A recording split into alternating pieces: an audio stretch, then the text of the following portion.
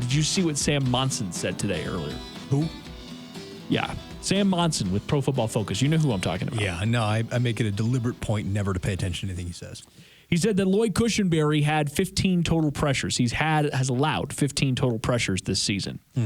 And he points out to get to 15 total pressures for Rodney Hudson, who's widely regarded as the best center in the league. Right. You need to add together every game he's played since week 9 of 2016. I mean, cool. That's a nice little cherry-picked thing of data of a rookie versus the top center in the game, but sure. And, I guess I would expect no less from the guy who said that Tom Brady was washed in 2013.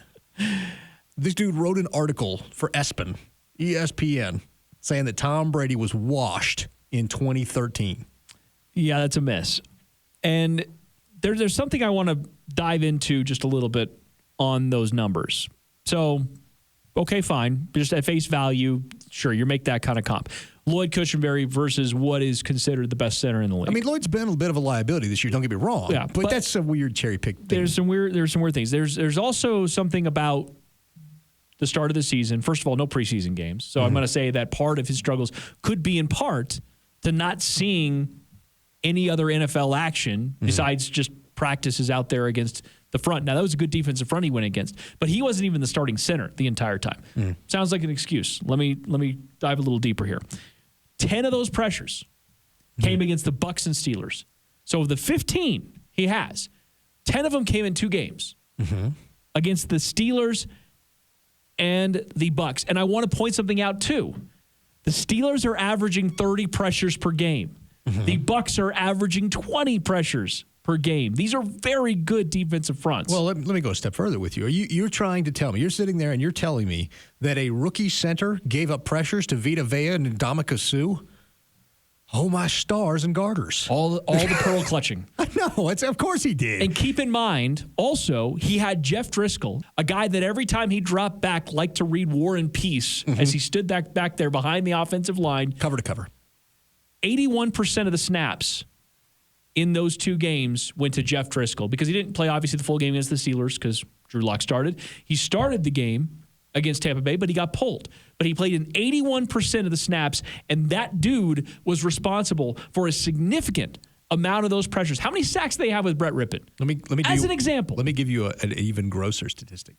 97% of the snaps that Jeff Driscoll took, he took longer to get the ball out than the 99th percentile of quarterbacks in the NFL. Whew. Meaning he was dead last every snap almost in getting the ball out. So when you kind of combine all of that, the defenses they played, the quarterback that was back there behind Lloyd Cushenberry, I mean, in the end, there's a little bit of an asterisk there, don't you think? Now, Rodney Hudson has had his share of mixed quarterback play at times. Derek Carr has not always been great. Well, but he gets the ball out. That's the other part of that. Derek Carr is one of the quickest to get the ball out in the NFL. That you literally stole it right out of my mouth. Like, that's the one thing that you can count on with Derek Carr. Even when he's having a bad season, he gets the ball out fast. He makes an offensive line look better. Derek Carr does. Now, whether or not Derek Carr's a good quarterback or whatever you think about it, he makes offensive lines look better by getting the ball out quick. Now, Lloyd Cushenberry's had his problems. I'm not trying to distract from that at all. He's been a liability at times on the offensive line. But the idea that you're going to put him up against somebody you consider to be one of the top 2 or 3 centers in the league is a bit weird to me. It's just a weird comparison to make. And then, oh, by the way, he was, as you pointed out rightfully, trying to protect a quarterback who gracefully, charitably could be called slow.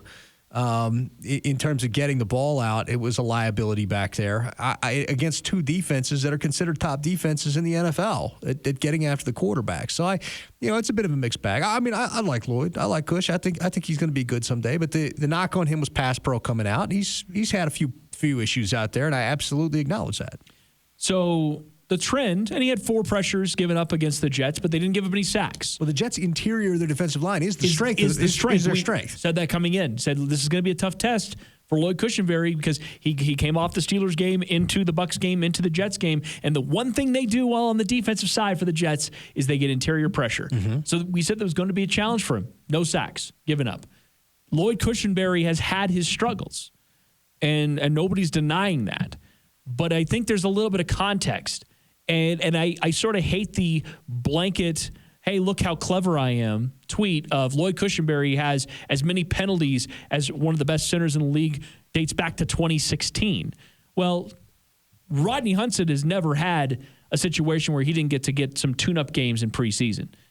And he's already an athletic marvel. Like he is a stud at that position. Lloyd Cushenberry is going to be okay. I think he's going to be very good. Mm-hmm. But we've talked about multiple times on this show heading into the season that the Broncos might need to use some of these games as a bit of a preseason tune-up.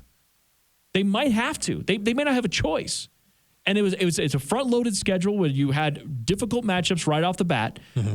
and you had young offense, young rookie center mm-hmm. out there, and guys, and then again, not to make excuses, but injuries on top of all that. So in the mix of all of that, they come out of this thing 1-3, and not all of the stats are pretty in this thing, but they're at least trending in the direction I think that they'd like to be. But I think Lloyd Cushenberry is an example of that guy that you just want to hold off on this guy is terrible kind of reaction, because I think it's a little early for that. I agree with that. You got to give him time. I mean, you can't judge a guy after 4 games. It's like you can't judge a movie after the first 25 minutes. You know? You don't know what's going to happen the rest of that movie. What are you doing?